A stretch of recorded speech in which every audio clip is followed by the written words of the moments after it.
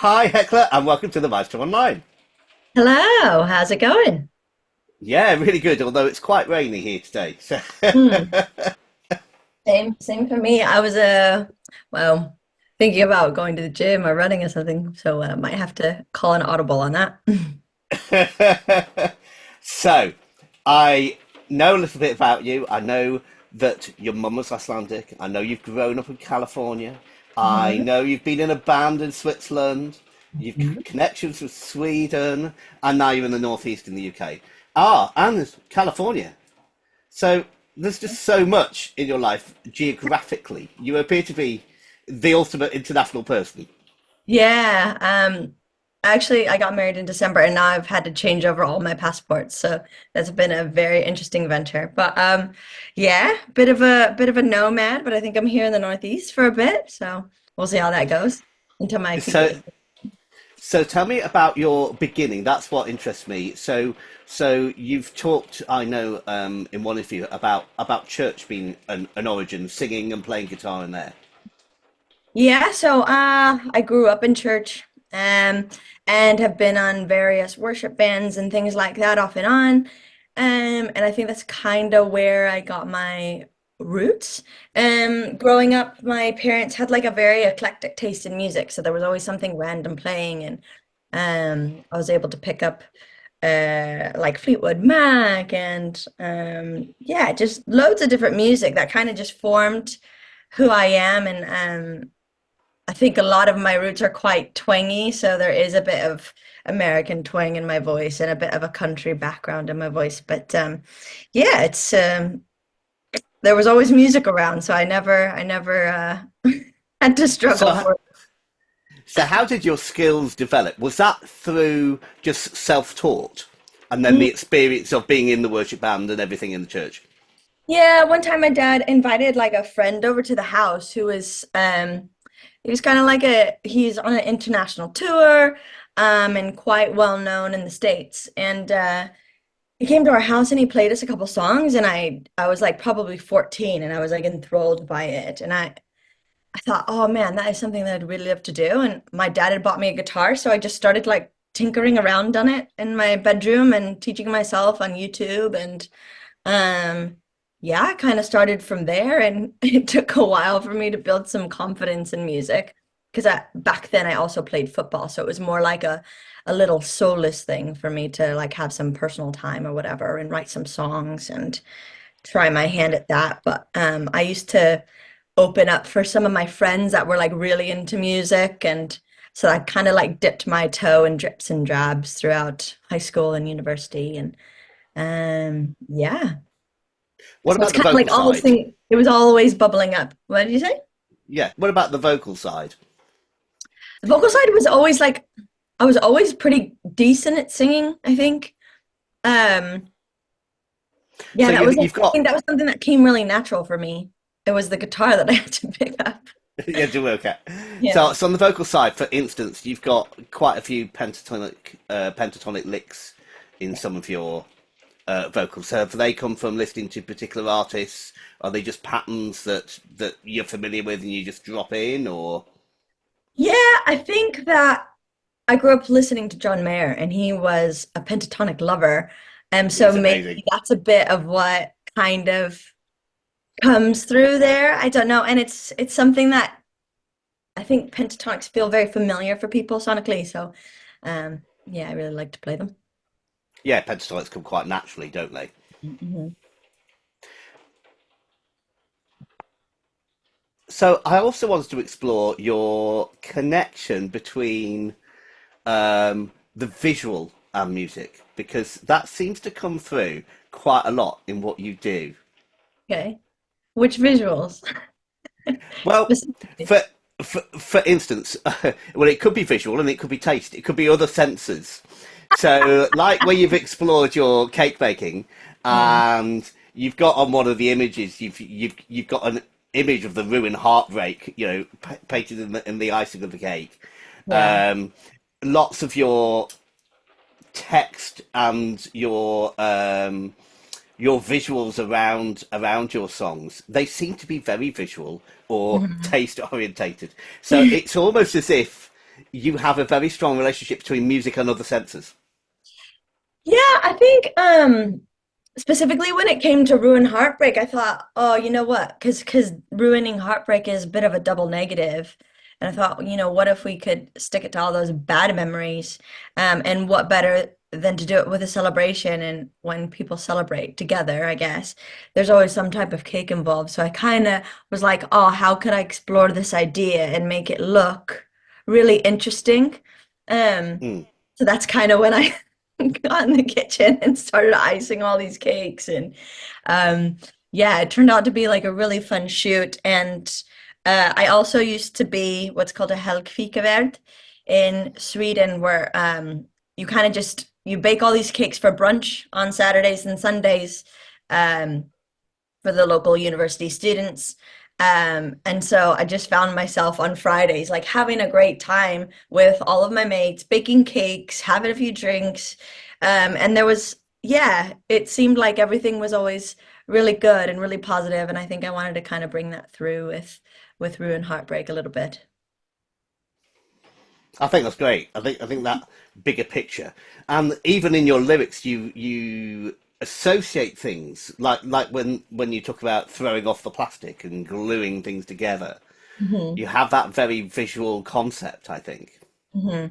Yeah, the I think the whole concept developed out of like um these very like personal experiences and you kind of attach them to yourself, in life, especially with the concept of love, you carry those people around with you and those experiences that you had and you never really let them go. um and I think that's kind of what the song is like me sitting across the table talking to a mate and saying like, you know what, you don't have to take all of these forward. And there's a bit of the unraveling of that, and I think that's the taking off the plastic and not being and conforming to what other people want you to do, but just find yourself and find your future and a bit of freedom. Yeah. So another visual concept might be tightrope. Might be time, yeah. Yeah. Um, that one kind of came out of like, when you just have those random inspirations. I kind of was like, so the last EP was a song about love, a song about heartbreak, a song for a friend, and a song when I needed a friend. And Tightrope was came out of a place where I could see some of my friends struggling really bad, but they just put on a face and um, didn't let anybody know. And I kind of had this idea of a tightrope. Have you ever done slacklining or anything like that? I haven't. I don't think I'm brave enough. It's a crazy experience because you think, I'll just walk across this slack line, and then you get on it and watch it on YouTube. You just like wobbling. So like the first few times you need someone to kind of like hold your hand through it just so you can get a feel for it.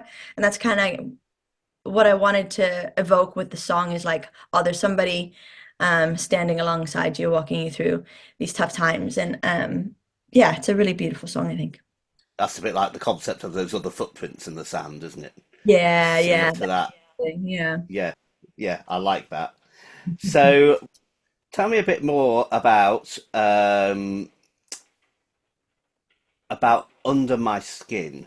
Hmm. I like the song and I like how it builds. Of course, Under My Skin is a common term again, but it yet again it has a different visual concept that connects with how somebody gets under your skin. And you talk about how you'd spend your whole life making that person happy if they'd let you in.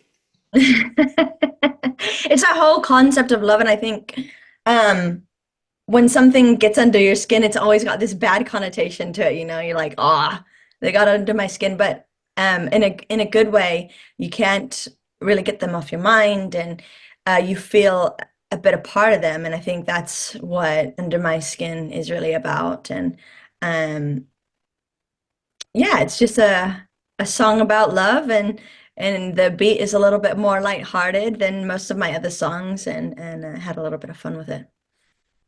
So, having gone from Khasma in Switzerland, your band that was really successful there, and now Mm. being a solo artist, Yeah. how do you find that? Is that a lot harder going it alone than it is with a group of good friends and fellow musicians.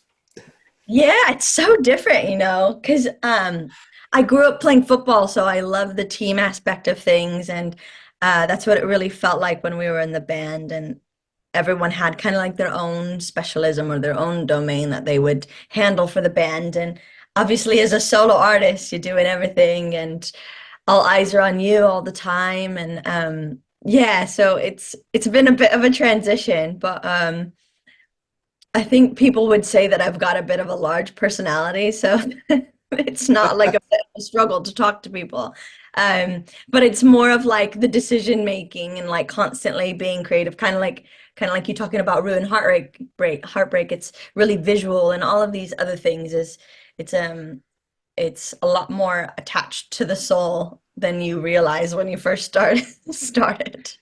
Yeah, and there's a huge array of things that you have to manage from not just writing a song or performing a Mhm. song, but how you're going to record it, what the graphics are like, Yeah, how you're going to get it out to people so they know that you're there and they listen to it, yeah. etc., Mhm. etc.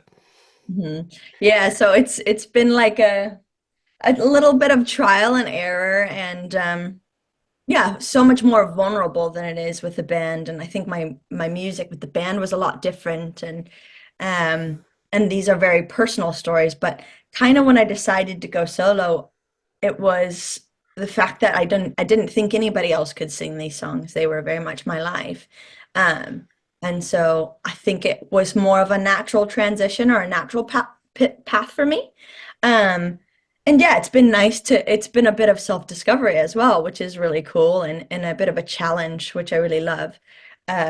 So yeah, hopefully there's more to come. I'm already working on my fourth EP. So I'm a little bit stuck in the future at the moment. But yeah, we'll see what comes.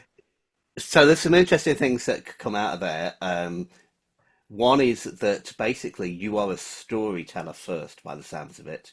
You're telling stories, and the second thing that just came out of that is that you are the songs, and the songs are you. Yeah. Yeah, it's quite interesting because I used to write with some artists, and you don't feel that personal attachment because you're really helping them try to tell their story. But just me sitting with my acoustic guitar, and I usually play in the bathroom, just because the acoustics, I can hear The everything. kiss is great, yeah. Yeah, exactly, which freaks some people out. Um, but yeah, it's just me and my guitar, and me pouring out my heart to the guitar, and now I have to expose that to everybody. And yeah, I've definitely, I think, grown a lot more as a songwriter because I know other people are going to hear it, um, and play a little bit more with the metaphors and things like that. I think the metaphors in your work are really significant, and that's why I raised them really, because it's possibly so hard to talk about love or breaking up or those kind of things that are often in popular songs because people have said it so many different ways before. So finding that unique slant, I think, is really important, and I think you did that well. Ah, thank you. Yeah, I mean, no, everybody knows any song on the radio is going to be heartbreak song or a love song. Yeah. I say on the radio, but people just stream music nowadays, don't they? Um,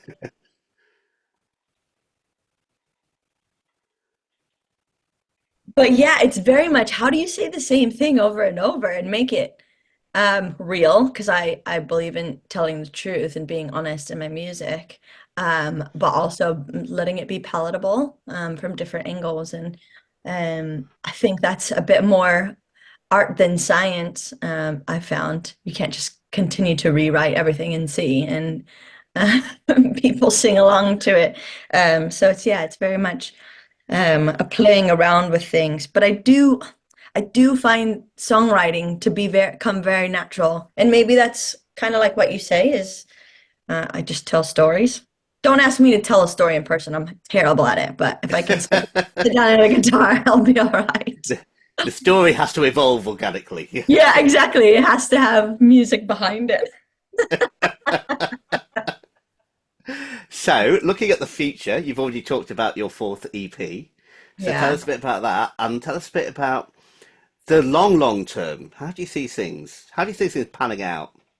Oh my gosh. So the second EP is what's dropping throughout this summer. The full EP called Forward will come out in August. And then I've got another EP, which is a bit more back to my roots. It's a bit of a gospel album, which has nothing to do with pop music. It was just something that I was really connected to in the last like 4 or 5 months.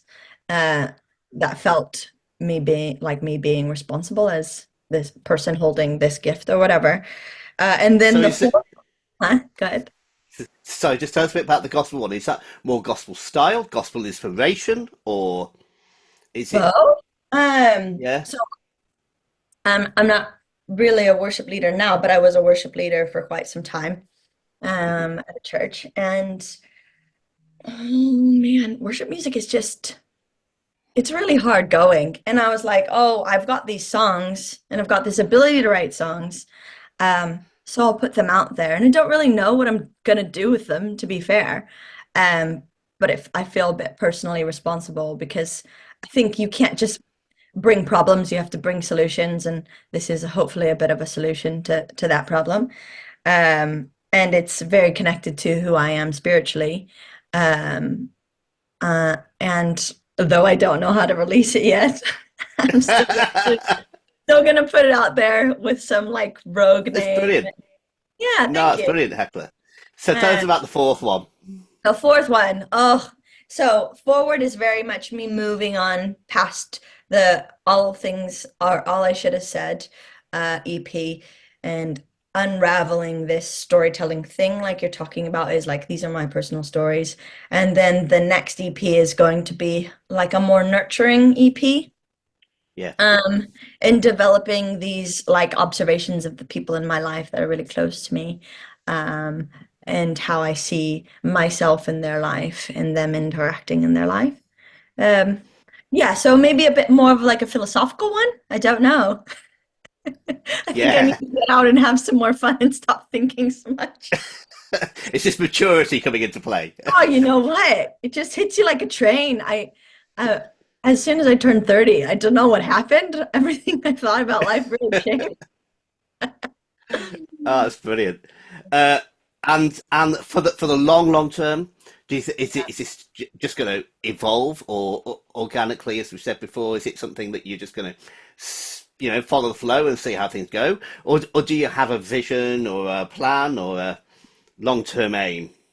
Yeah, well, I don't know. I think the biggest answer is I want the music to be more organic. So I think this fourth EP will be less dancey. It will be more, uh, maybe more acoustic led. I don't know. But I want it to be very vibey when you play it live, rather than so tracks heavy. So similar to Ruin Heartbreak, very, very vulnerable, more soft, and inviting, I think. And hopefully sing alongable. I really love singing along with people. It's a really nice feeling. And then, sorry, go ahead. I was going to say, I think vulnerability is quite brave, but I think it's what allows people to connect with you, that opening up, that getting into the finer detail. And I think that makes the difference between the pure pop love heartbreak song and it allows Yeah. people into something deeper. Yeah, yeah, and I think I want to unravel that a bit deeper than I have in the past. Because you kind of always trading this line between it being entertaining, versus it being meaningful, and vice Mm. versa. And so I want this fourth EP to be quite, yeah, intimate. And then I guess the future is undiscovered. I'd love to keep gigging around and playing this music live and helping other artists as I go, writing with them or alongside them.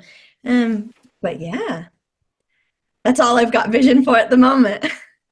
Hecla, I love your vision, and I hope we'll hear lot more from you in future. Thank you for joining us on the Maestro Online.